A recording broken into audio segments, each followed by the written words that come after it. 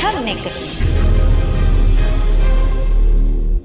स्वागत है आपका डिजायर न्यूज के आज के एपिसोड में। पहली और बड़ी खबर सामने आ रही है। ज्योति मौर्य के पिता ने आलोक और उसके परिवार पर गंभीर आरोप लगाए हैं। उनका कहना है, हमसे झूठ बोला गया, जो सच्चाई थी वह छुपाई गई। ज्योति जब एसडीएम बन गई, इसके बाद हमें आलोक के सफाई कर्मी होने का पता चला। यूपी के बरेली के एसडीएम ज्योति मौर्य और उनके पति आलोक मौर्य के बीच चल रहा तलाक का विवाद अब देश में चर्चा का विषय बन गया है। ज्योति और आलोक ने एक दूसरे पर कई तरह के आरोप लगाए हैं। ज्योति के पति आलोक एक सफाई कर्मी है और उनका आरोप है कि उन्होंने ज्योति को पीसीएस बनने में साथ दिया और उसकी तैयारी और पढ़ाई का समर्थन भी करते हैं। लेकिन एसडीएम बन जाने के बाद ज्योति का संबंध दूसरे एक अधिकारी से हो गया और उन्होंने ज्योति को रंगे हाथ भी पकड़ा था। इसके बाद ज्योति उनसे नाता तोड़कर अलग हो गई और अब कोर्ट में तलाक तक जा पहुंची है बात। इतना ही नहीं, ज्योति की तरफ से आलोक के खिलाफ इस मामले में दहेज उत्पीड़न की भी शिकायत की गई है।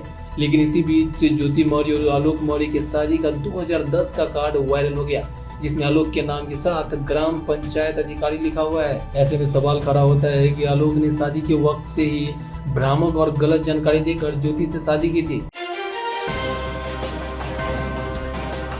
मूल रूप से ज्योति मौर्य वाराणसी के चिरई गांव की रहने वाली। आज तक की टीम ने उनके गांव पहुंचकर उनके पिता पारसनाथ मौर्य से खास बातचीत। इस मामले में अधिकारी एसडीएम ज्योति मौर्य के पिता पारसनाथ मौर्य ने बताया कि ज्योति की शादी के वक्त वर पक्ष यानी आलोक की तरफ से जानकारी दी गई थी कि आलोक मौर्य ग्राम पंचायत अधिकारी है और ऐसा ही शादी के कार्ड में भी वर पक्ष की तरफ से छपवाया गया था।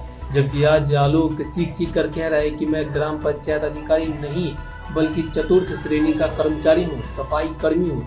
यह लोग बड़े धोखेबाज निकले हैं। अगली खबर सामने आ रही है। 6 तारीख को बाबा बागेश्वर धाम के धीरेन्द्र शास्त्री हनुमंत कथा कुछ सुनाएंगे। 7 जुलाई को बाबा बागेश्वर का दरबार लगेगा। अंदेशा है कि इन 2 दिनों में लाखों की संख्या में लोग कथा स्थल पर पहुंच सकते हैं। भारी संख्या में पुलिस बल को इस कार्यक्रम में तैनात किया गया है। दिल्ली में बाबा बागेश्वर का दिव्य दरबार सज चुका है। कार्यक्रम की शुरुआत भव्य कलश यात्रा निकाली गई। यह कलश यात्रा पूर्वी दिल्ली के मधु विहार आईपी एक्सटेंशन से रामलीला उत्सव भी मैदान तक निकाली गई है। यात्रा में हजारों महिलाओं ने भाग लिया। गुरुवार यानी 6 जुलाई को धीरेन्द्र शास्त्री हनुमान कथा की शुरुआत करेंगे और 7 तारीख को अपना दरबार लगाएंगे। अंदेशा लगाया जा रहा है कि लाखों की संख्या में लोग धीरेन्द्र शास्त्री की कथा सुनने के लिए उत्सव मैदान पहुंचेंगे। ऐसे में दिल्ली पुलिस ने भी अपनी कमर कस ली है और 1200 से अधिक पुलिस कर्मियों को तैनात कर दिया है। अगली खबर सामने आ रही है। भारी बारिश के चलते नालंदा मेडिकल कॉलेज बना तालाब। खुद देखिए तस्वीरें। बिहार की राजधानी पटना सहित कई जिलों में पिछले 2 दिनों से लगातार भारी बारिश हो रही है। इसके चलते जल जीवन अस्त व्यस्त हो गया है। भारी बारिश के चलते नालंदा मेडिकल कॉलेज अस्पताल एक तालाब में तब्दील हो गया। अस्पताल के आईसीयू सहित कई वार्डों में पानी घुस गया है। इसके चलते मरीजों, उनके परिजनों और डॉक्टर सहित कई कर्मियों को बहुत परेशानी का सामना कर रहा है। यह बिहार का दूसरा बड़ा अस्पताल है। यह अस्पताल 100 एकड़ में फैला हुआ है और इसमें 750 बेड हैं। भारी संख्या में मरीज प्रतिदिन यहाँ इलाज करवाने के लिए आते हैं। भारी बारिश के कारण अस्पताल में अंदर पानी घुस चुका है। मरीज बेड पर लेटे हुए हैं और उनके चारों तरफ गंदा पानी फैला हुआ है। ऐसे में मरीज की सेहत के लिए खतरा और बढ़ जाता है।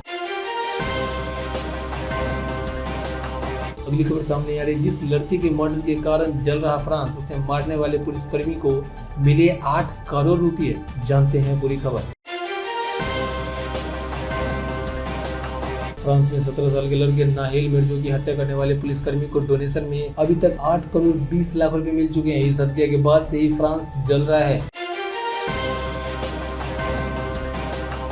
राष्ट्रपति इमैनुअल मैक्रों ने शांति के लिए कई बार लोगों से अपील की। उन्होंने कहा कि ये गुनाह माफी के लायक नहीं है और कानून अपना काम करेगा। बावजूद इसके बड़ी तादाद में लोगों ने सड़क पर उतरकर स्कूल, वाहनों और दुकान को आग के हवाले कर दिया है। कई स्टोर्स में तो तोड़फोड़ के साथ लूटपाट तक की गई।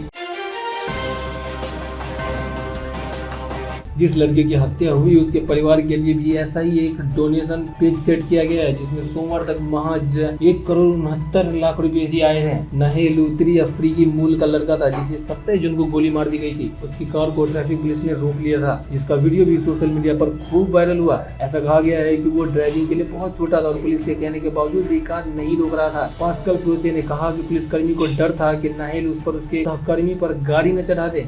वहीं आरोपी पुलिसकर्मी के वकील लॉरेंट फ्रैंक लियोनार्ड ने कहा कि उन्होंने जानबूझकर नाहिल को नहीं मारा है और इसके लिए माफी चाहते हैं। उन्हें इस वक्त जो ठीक लगा उन्होंने वही किया। नाहिल बस लेन में पुलिस लाइसेंस प्लेट्स के साथ मर्सिडीज चला रहा था। उसे डर था कि कहीं उसे रोक न दिया जाए, इसलिए उसने कथित तौर पर रेड लाइट का भी उल्लंघन किया और फिर वो ट्रैफिक में फंस गया।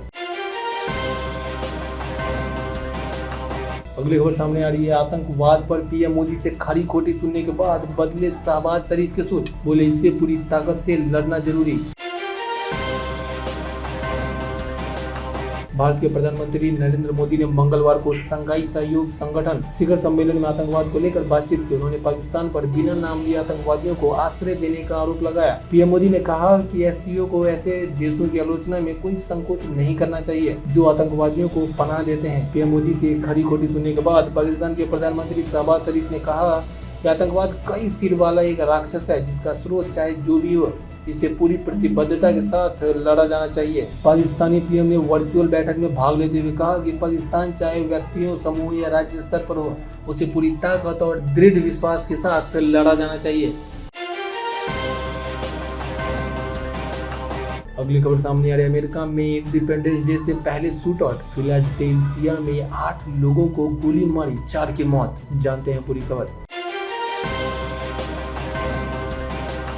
अमेरिका में इंडिपेंडेंस डे से एक दिन पहले एक बार फिर भीषण गोलीबारी की घटना सामने आई है। फायरिंग में 8 लोगों को गोली मार दी गई है, जिसमें से 4 की मौत हो गई। घायलों में 2 बच्चे भी शामिल हैं। वारदात के बाद पुलिस ने आरोपी को हिरासत में ले लिया। इस बात की जांच की जा रही है उसने गोलीबारी क्यों की।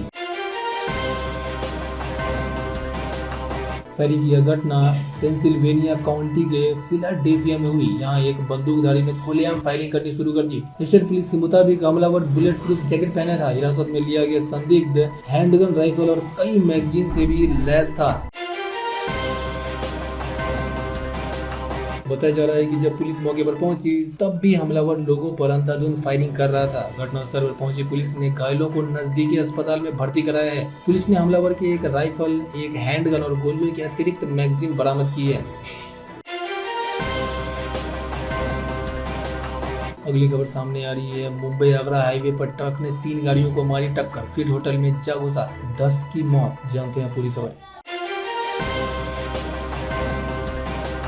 महाराष्ट्र के धुले में मंगलवार को एक दर्दनाक सड़क हादसा हो गया है, जिसमें 10 लोगों की मौत हो गई है। वहीं 10 से ज्यादा लोग इस हादसे में गंभीर रूप से घायल हुए हैं। जानकारी के मुताबिक मुंबई आगरा हाईवे पर पलासनेर गांव के पास एक कंटेनर ने बस स्टैंड के पास खड़ी 3 गाड़ियों को टक्कर मार दी। इसके बाद वह होटल में जा घुसा। पुलिस के मुताबिक हादसा दोपहर 12 बजे के करीब हुआ। इस हादसे का सीसीटीवी फुटेज भी सामने आया है। कंटेनर मध्य प्रदेश से धुले की तरफ जा रहा था, तभी अनियंत्रित होकर उसने 3 गाड़ियों को टक्कर मारी, फिर बस स्टैंड के पास होटल में जा घुसा। पुलिस टीम मौके पर मौजूद है। हादसे के कारणों का पता लगाया जा रहा है। घायलों को तुरंत अस्पताल भिजवाया गया है। वहीं मृतकों के शवों को मॉर्चुरी में रखवाया गया।